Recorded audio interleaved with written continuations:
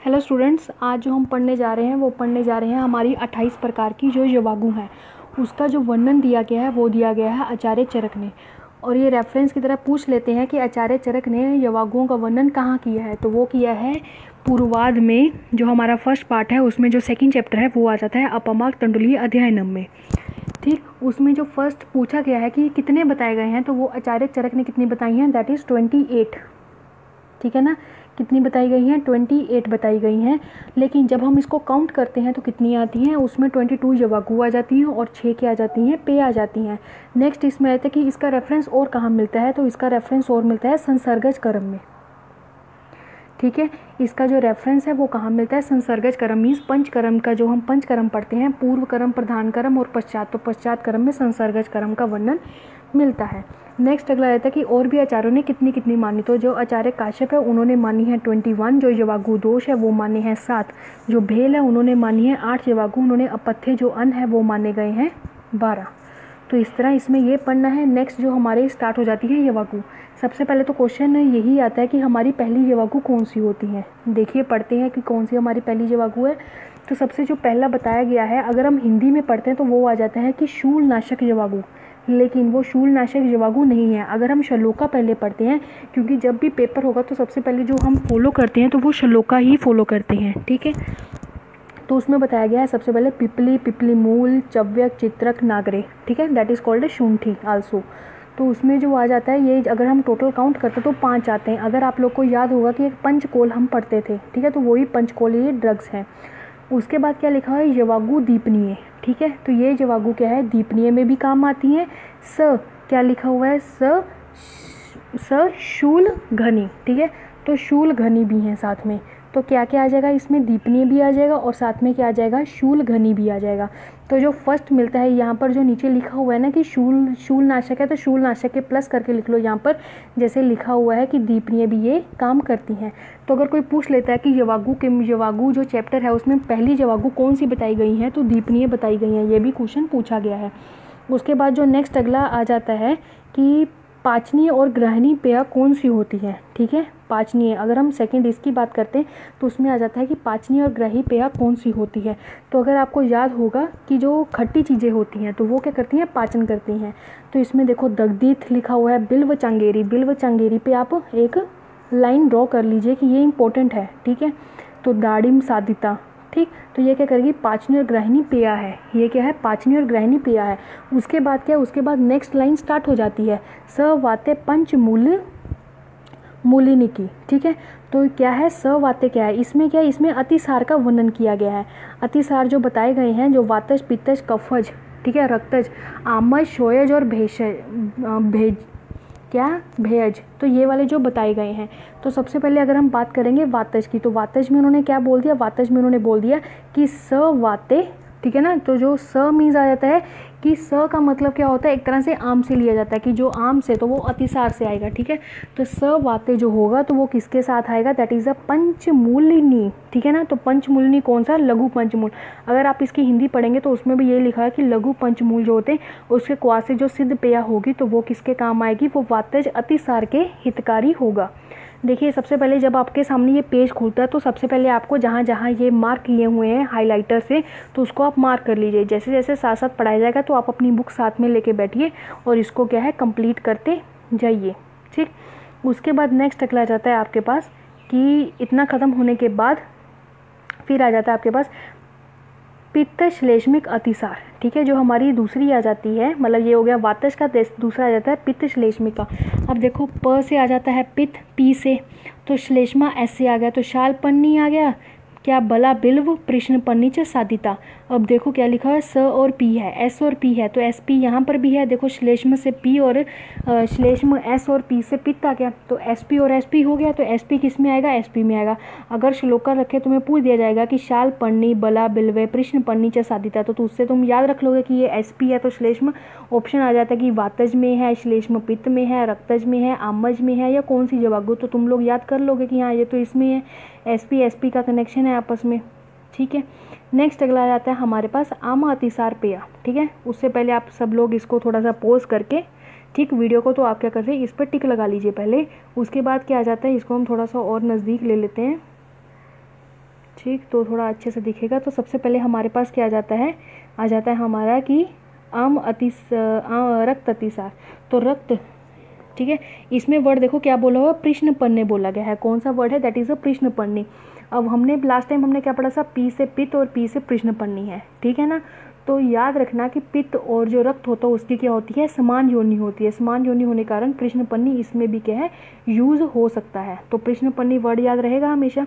प्रश्नपन्नी शालपन्नी आ जाए तो वो दोनों एसपी में जाएंगे, अगर अकेला सिर्फ प्रश्नपन्नी आए तो वो रक्तज में जाएगा, ठीक है। उसके बाद नेक्स्ट इसमें याद रखना कि हिबेर, उत्पल, नागरे, ठीक है। तो ये जो 3 चीज़ें होती हैं ये हमेशा किसमें, रक्त अतिसार में क्या है, यूज़फुल होती हैं।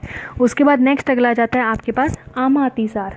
तो आम से याद करना, आम क्या होता है, विष के समान होता है। तो इसलिए इसकी जो चिकित्सा बताई गई है, जो यवागु बताया गया है, वो क्या बताया गया है, अतिविषा, ठीक है। अतिविषा बताया गया है। स आम में स नागरे, अगर पूरा श्लोक रख दिया जाएगा वहाँ पर अतिविषा वर्ड लिखा होगा तो विष से आप लोग याद कर लोगे कि हाँ ये आम अतिसार के बारे में। ठीक, अभी हमने क्या कंप्लीट किया है, अभी हमने जो कंप्लीट किया है टॉपिक वो आ जाता है हमारा आम अतिसार, ठीक है। अभी हम जो बात करने वाले हैं वो करने वाले हैं मूत्रकृच की, ठीक है। तो मूत्रकृच जो पेय है उसके लिए क्या यूज़ करना चाहिए, तो उन्होंने बोला है स्वदष्ट्रा कंटकारी अभ्या, ठीक है ना। तो क्या है, जो स्वदष्ट्रा है उसको हमने क्या बोलते हैं, उसी को ही गोक्षुर बोला जाता है, ठीक है। उसके बाद नेक्स्ट अगला आता है कृमि। तो कृमि जो घनी जवागु होता है उसमें क्या है, तो कृमि के लिए वर्ड याद रखना है विडंग, ठीक है। क्या याद रखना है, विडंग, विडंग याद करना है। और एक क्या याद करना है कि तक्र सिद्ध यवागु, ये लिखा हुआ है ना कि तक्र जो सिद्ध है वो यवागु, और साथ में क्या याद करना है, सुवर्चिका। जो क्षार होते हैं, क्षार दो है तो वो कौन कौन से होते हैं, यव क्षार, सज्जिक क्षार होता है। तो उन्होंने क्या है कि सुवर्चिका, तो मतलब कि सज्जिक क्षार यूज़ करना है। तो त्वक सिद्ध यवागु, ठीक है ना, तक्र सिद्ध यवागु, और साथ में क्या जाता है, सुवर्चिका, ठीक है, विडंग। उसके बाद नेक्स्ट अगला आता है पिपांसा। अगर क्या है किसी को प्यास लगे तो उस टाइम पे कौन सा हमें यवागु यूज़ करना चाहिए, तो पिपांसा में ये बोला गया है कि मृद्विका, क्या वर्ड आ जाता है, दैट इज़ अ मृद्विका। तो मृद्विका यूज़ करना है। मृद्विका क्या होता है, मुनक्का होता है।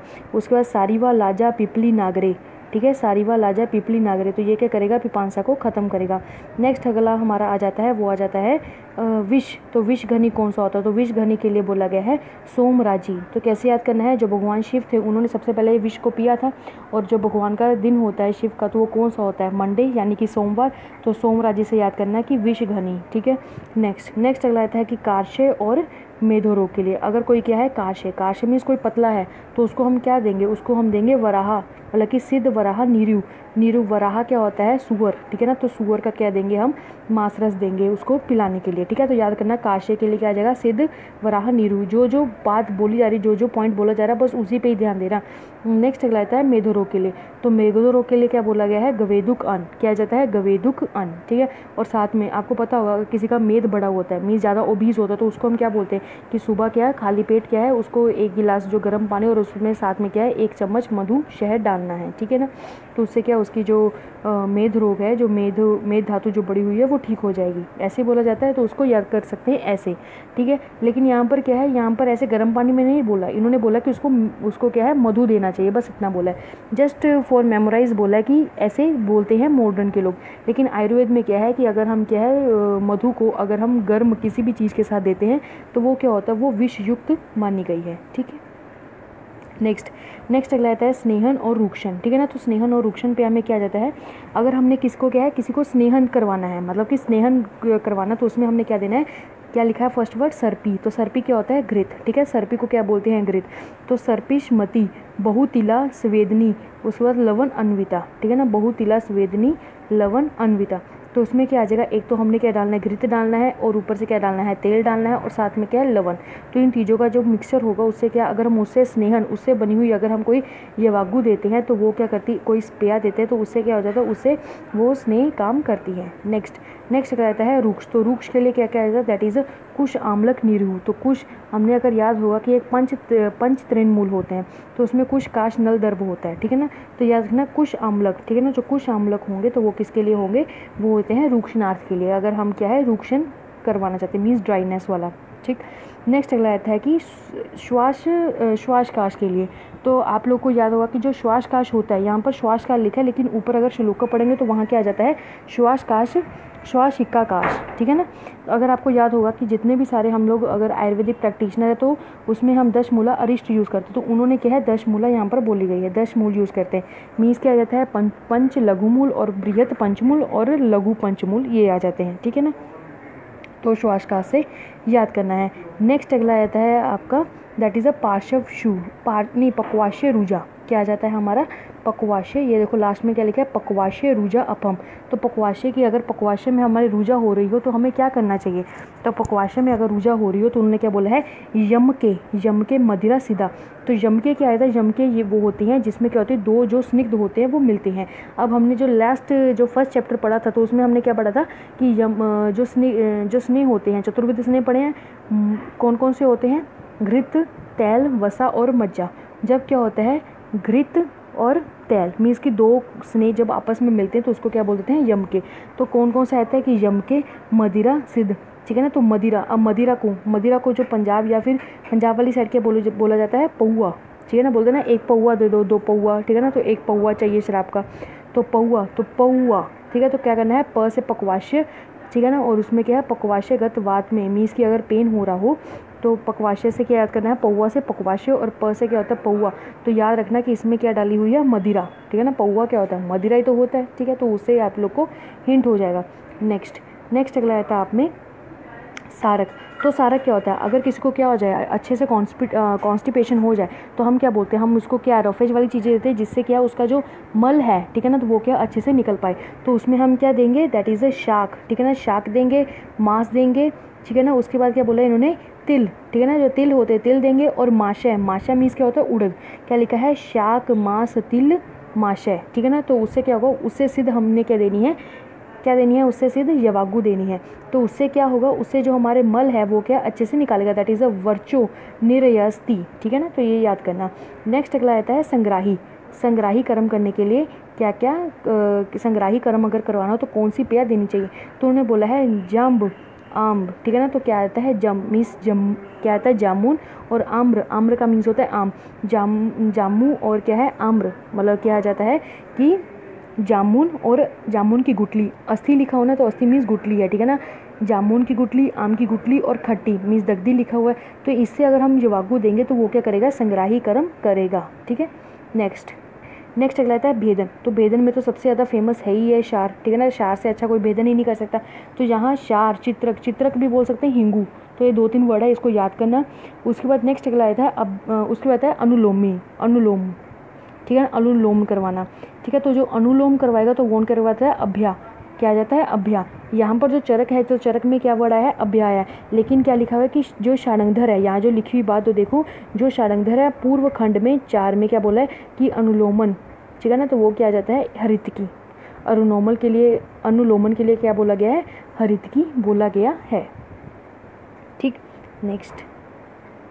नेक्स्ट देखो क्या बोला है, नेक्स्ट आ जाता है कि अगर क्या है कोई भी घृत या तेल, ठीक है ना, हम लोग आगे जाके क्या स्नेहन स्वेदन पढ़ते हैं ना, तो अगर क्या है हम लोग उसको स्नेहन में क्या बोलते हैं, उसको पिलाते भी, उसकी मसाज भी करते हैं। अगर हम उसको पिलाते तो उससे क्या होगा, जब हम ज़्यादा उसको पिला देते हैं, जहाँ हमें ज़्यादा पता नहीं होता कि उसको कितनी मात्रा में पिलाना चाहिए, तो क्या हो जाता है कि उसके वहाँ आगे जाके क्या होता है, कॉम्प्लिकेशंस हो जाती हैं अगर हम किसी चीज़ को ठीक नहीं कर पाते हैं। तो जब वो कॉम्प्लिकेशंस हो जाती हैं तो उसके बाद क्या आ जाता है, उसको हम क्या बोल देते हैं, व्ययपात बोल देते हैं। अब घृत में क्या बोला कि घृत में अगर व्ययपात हो तो श्लोका की बजाय ये देख लो, ये इससे हो जाएगा, ठीक है। ये वेरी वेरी इंपॉर्टेंट है, इस पर 2-3 स्टार लगा लो। तो क्या होता है कि अगर क्या आ जाए, घृत व्यपात आ जाए तो तक्र सिद्ध होगा। अगर तैल से हो जाए तो वो क्या आ जाएगा, तक्र प्लस पिन्याक, ठीक है ना, तक्र प्लस पिन्याक। तो पिन्याक की यहाँ पर लिखी हुई है तिल की खल्ली, ठीक है। और अगर कृमि, हमने पीछे कृमि पढ़ा था, तो कृमि क्या है, कृमि से क्या हो जाए तो उससे आ जाएगा तक्र प्लस सुवर्चिका। तो ये 3 चीज़ें आपको ध्यान रखनी है। नेक्स्ट आपका आ जाता है कि विषम घनी और कंठ रोग यवागु। तो उसमें आ जाता है कि अगर क्या है विषम ज्वर, तो विषम ज्वर क्या आ जाता है कि मलेरिया। अगर मलेरिया की प्रॉब्लम आ जाए तो क्या करना चाहिए, उसको गव्य मांसरस, गव्य मीन्स गाय का जो मांसरस है वो देना चाहिए। और उसके बाद विषम ज्वर, उससे क्या हो जाएगा, नाशन हो जाएगा। बस गव्य मांसरस आपको याद करना है। नेक्स्ट अगला आता है आपके पास कंठ है। तो कंठ है, अगर आप क्या है कंठ को अच्छी देना चाहते हैं, उसको ठीक करना चाहते हैं, तो कंठे के लिए क्या बोला है कि यवना यवके, क्या यवाना यम के। तो यव को किसके साथ देना है, यम के। यम के मीन्स 2 स्नेह के साथ मिलाकर यव को देना है, उसको उससे क्या होगा, वो क्या हो जाता है, कंठे हो जाता है। नेक्स्ट अगला आया था कि जब हमने ऊपर पढ़ा था कि तक्र सिद्ध होता है यवागु, ठीक है ना, तो तक्र वाले ये सारे पॉइंट हमने लिख चुके हैं, ठीक है ना, ये जितने भी सारे हैं तो ये क्या है, तक्र वाले हैं, तो तक्र वाले हम इसको पढ़ चुके हैं। अब जो आता है वो किसके लिए है, ये देखो ये यवागु के रिगार्डिंग है, और जो ये है ये लेप के रिगार्डिंग है, लेप लिखा है ना, तो लेप, तो ये लेप के रिगार्डिंग है। तो इन्होंने क्या बोला कि अगर हमें उधर में शूल हो, ठीक है ना, तो उस पर क्या हमें लेप लगाना चाहिए। तो लेप कैसे बनना चाहिए कि तक्र उसमें डालना चाहिए, यव चूर्ण डालना चाहिए और क्षार डालना चाहिए, तो उससे क्या हमें ट्रीट करना चाहिए। उसके बाद आ जाता है कि शुक्र वह जो स्रोतस होते हैं, मतलब शुक्र के लिए याद रखना कि शुक्र के लिए कौन सा बोला गया, दैट इज़ ए ताम्र चूड़े रसा सिद्धा, मीन्स क्या आ जाता है कि मुर्गे का मांस रस। इसमें देखो 3 मांस रस की बात की गई है, एक तो वराह की बात की गई है, एक की गई है यही ताम्रचूड़ की, और किसकी की गई है, गोरस की गई है, ठीक है, तो ध्यान रखना। तो शुक्र के लिए क्या है, ताम्रचूड़ बोला गया है। उसके बाद नेक्स्ट अगला आ जाता है हमारे पास वीर्यवर्धक। तो वीर्यवर्धक में कौन सा आ जाता है, मतलब वृश्य करने के लिए, ये वृश्य वर्ड लिखा है, तो वृश्य के लिए क्या आ जाता है, एक तो समाश है, ठीक है, समाश मीन्स उड़द की दाल किससे होनी चाहिए, उसको दूध और घी में पकाना चाहिए उड़द की मात को, तो उससे क्या होगा, वृश्य, मतलब वृश्य काम करता है। नेक्स्ट अगला आता है कि जो मद रोग होता है, ठीक है ना, कौन सा, मद रोग।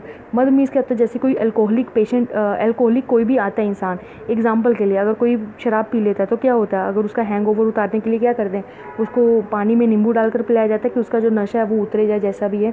तो इसमें देखो क्या लिखा, उपाधिका और दग्धी। तो दग्धी से याद रख लेना कि खट्टी चीज़ बोली गई है, तो उपाधिका और दग्धी, ठीक है, तो करेगी मंद को विनाशन करेगी। उसके बाद नेक्स्ट अगला आ जाता है हमारे पास शुदा। तो शुदा के लिए उन्होंने क्या बोला है कि शुदा और गोधा, ठीक है, क्या जाता है, शुदा और गोधा। तो ध से याद करना, इसको ऐसे हम याद कर सकते हैं, शुदा और गोधा, ठीक है। उसके बाद नेक्स्ट अगला आता है कि कितने, ये थोड़ा सा हो गया, ये देखो। उसके बाद जो नेक्स्ट आ जाता है आपके पास, वो आ जाता है कि अब टोटल कितने प्रकार के, अब जाता है तत्र श्लोका में क्या बताया गया, तो उसमें बताया गया कि टोटल कितने प्रकार की बताई गई है, वही 28 प्रकार की, अष्टविशंति, ठीक है ना, अष्टविशंति मीन्स 28 प्रकार की बताई गई है। अब जो लास्ट इसका जो बचता है वो आ जाता है इसमें,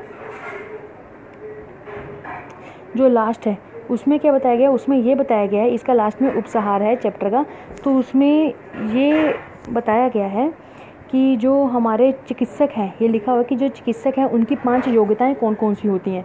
सबसे पहले आता है स्मृतिवान, उनकी क्या है, स्मरण शक्ति तेज होनी चाहिए। दूसरा आता है हेतु युक्ति कृतो, उनको क्या है कि युक्ति का बड़ा अच्छा एक ज्ञान होना चाहिए, ठीक है ना, उनको क्या है युक्ति का। पहला इन्होंने बोला हेतु मीन्स उनको क्या है, कारण जल्दी से मालूम, कारणों का ज्ञात होना चाहिए, जैसे कोई भी रोग हो रहा है तो उसका कोई क्या कारण हो रहा है तो उसका ज्ञाता होना चाहिए। उसके बाद नेक्स्ट आता है युक्ति, तो उसकी क्या है, युक्ति अच्छी होनी चाहिए एट ए टाइम की, किस काम के लिए, क्योंकि युक्ति क्या होती है, मात्रा और काल की क्या करती है, उपेक्षा करती है, ठीक है। उसके बाद जित हस्ता, ठीक है ना, जित हस्ता मीन्स उसके क्या है, जो भी काम उसको आता है वो अच्छे ढंग से उसका आना चाहिए। नेक्स्ट अगला आता है प्रतिपति मान। तो प्रतिपति मान का मतलब क्या होता है कि समय के अनुसार ठीक प्रकार से उचित निर्णय लेने वाला होता है, उसको बोल देते हैं प्रतिपत्ति मान। उसके बाद नेक्स्ट अगला आ जाता है कि ऐसे करके क्या होगा कि भीषक औषध संयोग चिकित्सक, इससे करके क्या होगा, इन्हीं संयोग से क्या होगा, जो चिकित्सक होता है वो क्या होता है, श्रेष्ठ होता है, और वही क्या होता है, वो योग्य माना गया है। इसी तरह क्या है, आपके जो 28 प्रकार के जो जीवागु है उनका जो वर्णन किया गया था वो हमारा कंप्लीट हो जाता है, ठीक है।